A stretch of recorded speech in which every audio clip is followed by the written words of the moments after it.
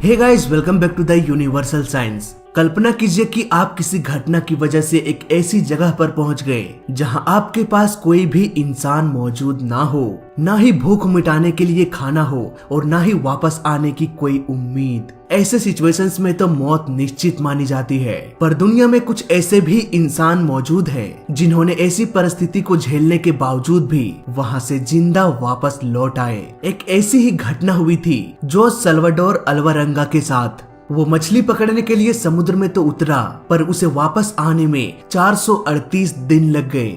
जोस पेशे से तो एक मछुआरा था जो अक्सर प्रशांत महासागर में मछलियों को पकड़ने जाता था। ये मछली पकड़ने का सफर लगभग 5 दिनों तक चलता और 5 दिनों के बाद मछलियों के साथ वो वापस आ भी जाता। पर एक दिन उसके साथ कुछ ऐसा हो गया जिसे याद करके आज भी उसकी रूहें कांप जाती है। 17 नवंबर 2012 को हर रोज की तरह जोस मछली पकड़ने के लिए अपने बोट को तैयार करने लगा, लेकिन उस दिन समुद्र का मिजाज काफी बदला हुआ लग रहा था, मानो कुछ ही घंटों बाद एक भयानक तूफान आने वाला हो। इसलिए जोस ने अपने मित्र अजेकल कॉर्डोबा के साथ इस सफर पर जाने का डिसीजन लिया। इस सफर के लिए उन्होंने 7 मीटर लंबी बोट को चुना, जिसमें बोट को कंट्रोल करने के लिए एक छोटा सा मोटर लगा हुआ था और मछलियों को पकड़ कर रखने के लिए एक डीप फ्रीजर भी था। फिर क्या था, सारी तैयारी पूरी होने के बाद दोनों ही इस ट्रिप पर निकल पड़े। कुछ ही घंटों बाद वो तट से 120 किलोमीटर की दूरी पर चले गए। समुद्र में अपने जाल को फैलाते हुए मछलियों को पकड़ने की कोशिश करने लगे। तभी अचानक समुद्र की लहरें भी तेज होने लगी। इस भयानक तूफान को देखकर उन्हें लगने लगा कि अब इस जाल को भी उठाया नहीं जा सकता, जल्दी से यहाँ से निकलना पड़ेगा। यही सोचकर दोनों ने डिसीजन लिया कि अब हम वापस तट की ओर निकल जाएंगे। लेकिन ये सफर उतना भी आसान नहीं था। तट पर पहुँचने के लिए उन्हें कम से कम 6 घंटों का वक्त लग जाता, यानी कि उन्हें पूरी रात इसी भयानक तूफान में गुजारना था और तेज हवाओं के विपरीत अपने बोट को तट की ओर दौड़ाना था। सुबह होते होते तट से करीब वो दोनों 24 किलोमीटर की दूरी पर पहुंच गए। अब उसे अपने गांव की पहाड़ों की चोटियां भी साफ साफ दिखाई देने लगी। घंटों समुद्र की तूफान को झेलने के बाद जब उन्होंने अपने गांव के पहाड़ों को देखा तो दोनों के मन में खुशी की लहर दौड़ पड़ी। लेकिन शायद कुदरत को उसकी खुशी मंजूर नहीं थी। अचानक उसकी बोट की इंजन बंद हो गई और मोटर से तेज धुआं निकलने लगा। ये देखकर दोनों ही घबरा गए, क्योंकि उसके पास कोई भी ऐसा इंस्ट्रूमेंट नहीं था जो मोटर खराब होने पर उसके जगह पर यूज किया जा सके, और न ही उस बोट में पेंडल की फैसिलिटी थी जिसकी मदद से मैनुअली पेंडल मार के धीरे धीरे बोट को किनारे ले जाया जा सकता था। लग रहा था जैसे उसकी खुशी पल भर में उदासी में बदल गई। फिर भी उन्होंने हार नहीं माना। उसके पास एक रेडियो भी था। उसने तुरंत ही अपने बॉस को कॉल करके अपने लोकेशन को शेयर किया, लेकिन जैसे ही उसके बॉस ने रेस्क्यू टीम भेजा तब तक उसके रेडियो का बैटरी भी खत्म हो गया। हवा का तेज बहाव उसके बोट को तट से विपरीत यानी कि समुद्र की गहराइयों में धकेल रही थी। जब तक रेस्क्यू टीम लास्ट लोकेशन को ट्रैक करके पहुंची तब तक वो उस लोकेशन से इतनी दूर पहुंच चुके थे कि उसका बोट दिखाई भी नहीं दे रहा था। फिर भी उसके बॉस ने हर फिशिंग लोकेशन पर उन्हें ट्रैक किया।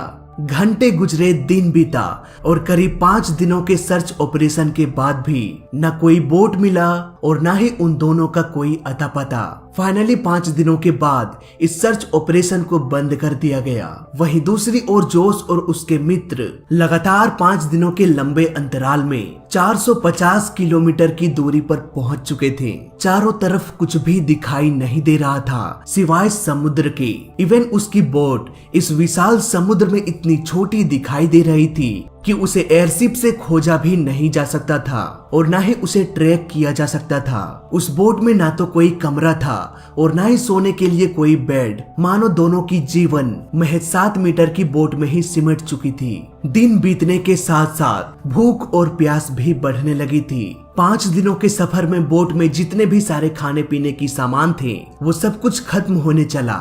अब उन दोनों के पास खाने पीने का कोई भी सामान या साधन नहीं था। अब एक ही ऑप्शन बचा था, मछली को पकड़कर कच्चा ही चबा जाने का। लेकिन खुले हाथ से मछली पकड़ना भी बहुत मुश्किलों वाला काम था। वहीं पीने के पानी को इकट्ठा करने के लिए उन्होंने प्लास्टिक के बोतलों का यूज किया जो उन्हें बीच समुद्र में तैरती हुई मिली थी। जब कभी बारिश होती तो वो इन बोतलों को खोलकर रख देते और इस बारिश के पानी को तब तक इस्तेमाल करते जब तक कि अगली बारिश ना हो जाए। और जब कभी लंबे समय तक बारिश नहीं होती तब मजबूरन उन्हें कछुओं का खून पीना पड़ता था। और जब कछुओं का ब्लड भी नहीं मिलता तो ना चाहते हुए भी उन्हें अपने यूरिन पीना पड़ता।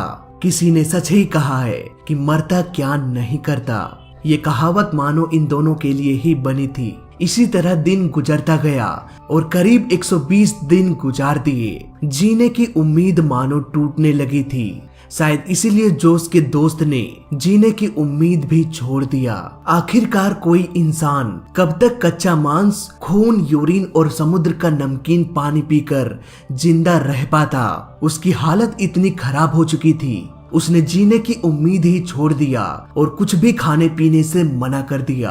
आने वाले कुछ ही दिनों में उसकी मौत हो गई। अब इस विशालकाय समुद्र में वो अकेला एक लाश के साथ अपना समय गुजार रहा था, इस उम्मीद से कि शायद उसे कोई बचा ले। धीरे धीरे दिन गुजरने के बाद जोस का भी हिम्मत टूटने लगा। उसकी हालत भी बहुत खराब हो चुकी थी। एक पल के लिए उसे लगा कि घुट घुट के जीने से क्या फायदा। इसी सोच ने उसे सुसाइड करने की ओर प्रेरित करने लगा, लेकिन उसकी अंतरात्मा ये करने की इजाजत नहीं दे रहा था। दिन मानो जैसे तैसे गुजर रहा था। फिर एक दिन उसी रास्ते में एक कार्गो शिप दिखाई दिया।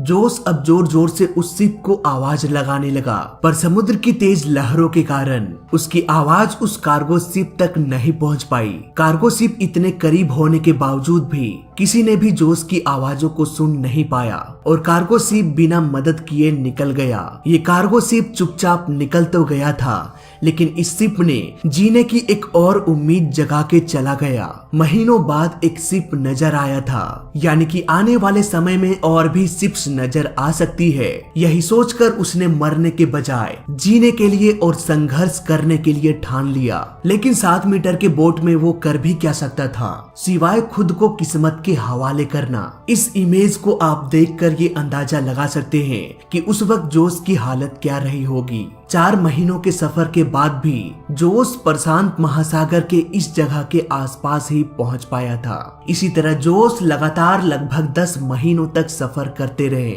और 14 महीने सफर करने के बाद उसने लगभग 11,000 किलोमीटर का सफर तय कर लिया था। और फाइनली 439वें दिन 30 जनवरी 2014 को उसे अपने आसपास नारियल तैरते हुए दिखाई दिया और आसपास कुछ पंछियां भी मंडरा रही थी। ये नजारा देखकर वो समझ गया कि आसपास कोई आइलैंड जरूर होगा, पर वो आइलैंड किस ओर है ये पता लगाने के लिए वो अपने आसपास देखने लगा।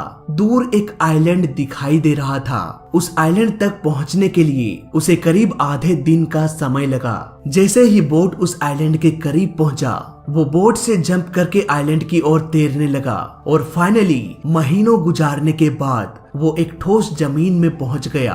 दरअसल ये आइलैंड एबोल एटोल था, जो कि दुनिया का सबसे छोटा आइलैंड है। ये ऊपर वाले का चमत्कार ही था कि हवाओं का रुख कुछ इस तरह से उसके बोट को मोड़ दिया कि उसका बोट उस छोटे से आइलैंड की ओर चला गया। अगर वो गलती से इस आइलैंड तक नहीं पहुंच पाता या फिर थोड़ी सी हवाओं का रुख इधर से उधर होती तो वो इस आइलैंड तक कभी पहुंच ही नहीं पाता। और फिर अगर वो जिंदा बच पाता तो शायद 5000 किलोमीटर दूर फिलीपींस के टापू को ही देख पाता। पर जोस की किस्मत अच्छी थी कि वो एबोन एटोल टापू पर पहुंच गया। ये टापू उसके लिए एक वरदान साबित हुआ, मानो मौत के मुंह से निकलकर उसे नई जिंदगी मिल गई हो। थोड़े बहुत एरिया का जायजा लेने के बाद उसे एक घर दिखाई दिया। घर की बनावट देखकर लग रहा था कि कोई इंसान वहाँ रह रहा हो। उसने घर के दरवाजे को खटखटाया। कुछ देर बाद उस घर से एक इंसान निकल के आया। करीब 14 महीने तक समुद्र में गुजारने के बाद वो पहली बार किसी जिंदा इंसान को देख रहा था। ये देखकर उसके आंखों में आंसू आ गए। जोस की कहानी जानने के कुछ ही देर बाद वहाँ पर लोकल पुलिस पहुँच गई। जोस ने अपनी पूरी जर्नी पुलिस वालों को बताया, लेकिन उसके बातों पर यकीन करने वाला कोई नहीं था। भला 438 दिनों तक कैसे कोई एक छोटे से बोट में जिंदा रह पाता, वो भी बिना खाए पिए एक लाश को देखते हुए। जोस ने अपनी बातों को साबित करने के लिए अपने बॉस को कॉल किया जो उसे मछली पकड़ने के लिए भेजा करता था। उसके बॉस ने भी ये पुष्टि कर दी कि हाँ, जोस मेरे लिए काम करता था और 1 साल पहले वो समुद्र में खो गया था। अब क्योंकि वो किसी और कंट्री में पहुंच चुका था, वो भी बिना वीजा के, इसलिए कुछ दिनों के कानूनी कार्यवाही करने के बाद उसे वापस मैक्सिको भेज दिया गया। लेकिन ये जर्नी अभी खत्म नहीं हुई थी। जोस के मित्र जिनकी आधे रास्ते में ही मौत हो चुकी थी, उनके घर वालों ने जोस के नाम पर केस कर दिया, ये कहते हुए कि जोस ने अपने दोस्त को मार के ही खा लिया होगा। कुछ दिनों के कानूनी दावपेच के बाद जोस को रिहा कर दिया गया। कुछ दिन बाद उन्होंने एक बुक 438 डेज पब्लिश किया जिसमें उन्होंने अपने पूरी कहानी को लिखा था। जाने अनजाने अपनी जिंदगी को बचाते बचाते उन्होंने एक ऐसा वर्ल्ड रिकॉर्ड बना दिया जिसे तोड़ने की हिम्मत भी कोई नहीं करना चाहेगा। जोस की कहानी हमें इस ओर प्रेरित करती है कि जिंदगी में चाहे कितनी भी मुश्किलें आ जाए, हर मुश्किलों का समाधान जरूर होता है। ये जोस का दृढ़ संकल्प, जीने की उम्मीद, हिम्मत, लगन और परिश्रम ही था जो उन्हें इतने दिनों तक जिंदा रहने को प्रेरित करता रहा। अगर अलवरंगा के दोस्त ने आस नहीं छोड़ी होती तो शायद वो भी आज जोस की तरह जिंदा होते। सो गाइस, वीडियो अच्छा लगा तो लाइक कर देना, बुरा लगा तो डिसलाइक कर देना और दोनों ही केस में इस चैनल को सब्सक्राइब कर देना क्योंकि इस चैनल में सीखने के लिए बहुत कुछ है। तो मैं मिलता हूँ आपसे अगली वीडियो में, तब तक के लिए देखते रहिए और सीखते रहिए। जय हिंद, वंदे मातरम।